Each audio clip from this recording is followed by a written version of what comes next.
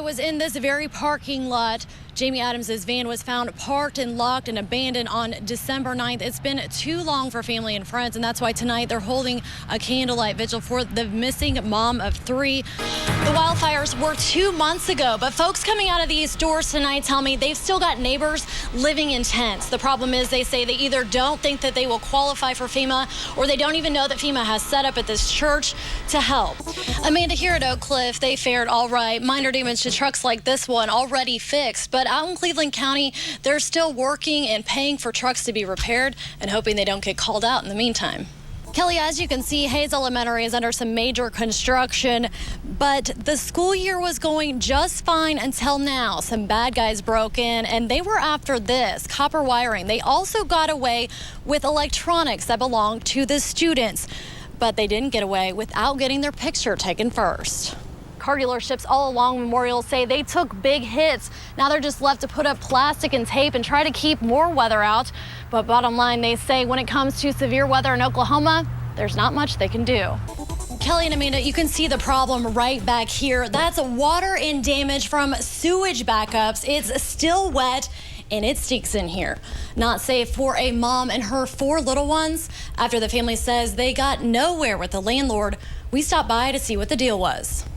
Well, the quilt was found in a field by a farmer, then washed and then delivered to the Piedmont Service Center last summer. Ever since then, a volunteer has tried to find out who it belongs to. Losing track of a pet can be devastating. Just imagine not even being able to look for it. That's what happened to Oklahoma soldier Crystal Tucker. But tonight, she and her dog Mickey are back together. Just driving around, just having a good time. Best friends, Chaz and Toby and Tanner Mills. Just 2 teenage boys out and about trying to stir up some fun. We're just out here having a good time. About that time, Chaz noticed a small silver car stuck up ahead. Just looking at how fast life can be taken away from somebody. In a matter of minutes, the 18-year-old's midnight mudding trip would turn them into men. What are we gonna do? What do we do? An elderly woman was inside, alone, windows down. She was just sitting there just shaking real bad. She said her husband left a couple hours ago to get help. We turned around, she wouldn't get out, and that's when we saw him. Face down in this mud. He was underwater, his face was covered in mud and water. Tanner called 911, and together the friends did what they could to help the couple. One would talk to him, one would talk to her. The couple was airlifted to the hospital, and the boys, well, they still have the old man's shirts, but they didn't even get the couple's names. I want to meet them when they're better. I guess if it's your time to go, it's your time to go, but the Lord was watching over them. The friends hope to meet them again. Until then, they're not taking a single day for granted. So happy to report tonight we did find that couple, Carl and Gail Alt, 81 and 78 years young. They were in and under that car for several hours and cannot say thank you enough tonight to the young men for caring and for saving their lives. Carl and Gail hope next time News 9 can do the story with all 4 of them, and we will be more than happy to do so. Jamie Oberg, News 9. A warning this morning from a Metro mom after a 31-year-old man tried to contact her 12-year-old daughter on Facebook. The man told the girl she was hot and super cute and requested to be her friend. The girl's mother, Tanya, caught the messages since she linked her daughter's Facebook to her email, which means she gets every new update. I do peek at everybody that tries to add her, so, and luckily this time we were able to catch an adult trying to add a 12-year-old, a child. She doesn't know what the man's intentions were, but says she's glad she never has to find out. The 3-year-long legal battle involving the state's DHS may head to court after some last-minute changes to the proposed settlement. DHS and the plaintiffs' children's rights reached a settlement agreement last week, but it needed the approval of Governor Fallin and the state's top lawmakers. They met for 2 days this week and agreed to settle, but under different terms. The changes will now go back to the DHS Commission, but if an agreement is not reached soon, the case could go to trial in February. 4 children are in protective custody this morning after authorities discovered a toddler drank hydrocodone.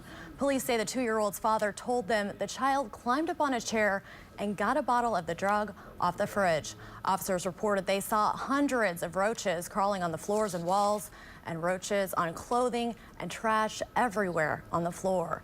No one has been arrested, and we paid the family a visit yesterday, and the mess had been cleaned up. Well, a robber gets away with cash from a Southeast Oklahoma City bank, and the FBI is searching for him this morning. Take a look at these surveillance pictures from the Bank of Oklahoma yesterday. The FBI says the man gave a teller a note that said, "Give me all you got. If you make a sound, I will shoot." No one was injured and no one saw a weapon during the robbery. Now, if you recognize that suspect, call the FBI. This morning, a Metro woman is in protective custody and her son is behind bars accused of abusing his own mother. Police arrested 46-year-old Carlton Nault on Christmas Eve after getting a tip that his mother had suffered a broken leg and that Nault would not take her to the hospital. One neighbor says she's glad police locked him up. Police say Nault's mother's right foot was so twisted her toes were pointing to the floor. She had bed sores when they found her.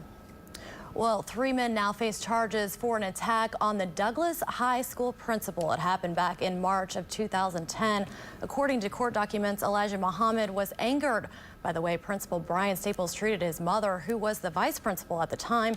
Police interview shows Muhammad hired Nathaniel Wheeler to scare Staples, and Wheeler then ordered Ryan Harper to attack the principal. They each face 1 count of conspiracy to commit a felony and 1 count of assault and battery with a weapon. Well, the death penalty gets upheld for a man convicted of killing 4 people on Memorial Day back in 2005. Gilbert Postel and his brother David gunned down 4 people at a Southeast Oklahoma mobile home. Court records show the killings were revenge for a motorcycle accident involving the men's father. According to a partial list released by the parent company of Sears and Kmart, no Oklahoma stores will close. The company announced earlier in the week that it planned to close between 100 and 120 stores because of poor holiday sales. The list only contained 79, but no Oklahoma stores were on it. More closings will be announced in the future.